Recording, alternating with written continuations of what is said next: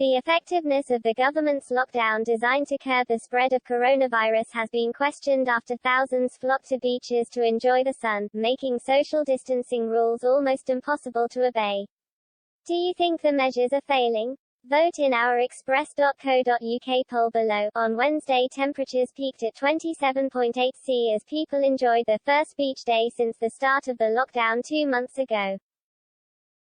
Photo showing beaches teeming with sunbathers and swimmers caused anger on social media, with many Britons saying the government is failing in their efforts.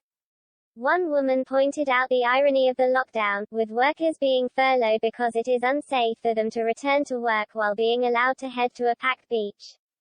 She said, "So thousands furloughed because it's not safe to travel to or be at work.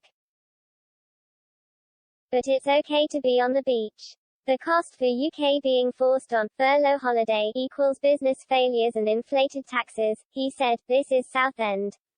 Within rules, everyone in photo has a right to travel to the beach for a day out. So this was inevitable. No chance of 2 meters distancing. This is so risky. There's easing the lockdown, then there's just reverting back to normal. Staggering. Another woman shocked at the scenes in Southend hit out at Boris Johnson's recent handling of the partial lifting of the lockdown. She said ministers should be ashamed for standing back and allow people to flout social distancing rules as soon as the heat wave arrived. She said, "This is why the message of stay at home is still so essential. The government has done absolutely nothing to protect the citizens of the UK and prevent a second peak. They should be ashamed."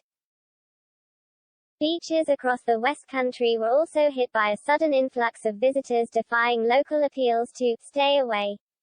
The Tourism Board in Weston, which has temporarily changed its name to Don't Visit Weston, said there were cars parked illegally all over the town and the seafront. They said while staff continued to observe the lockdown rules by staying inside and working from home, others were openly ignoring the government's advice. They said the scenes amounted to lunacy. In Scotland, where the easing of the lockdown will not be rolled out until next week, thousands flocked to Portobello Beach on Wednesday. Police were called out when large numbers of people gathered at the beach in Edinburgh. Despite lockdown restrictions, officers did not issue any fines and instead asked people to return to their homes. Deputy First Minister John Swinney said the scenes at the beach were very concerning. He said, "The congestion of people illustrated the dangers that we face here.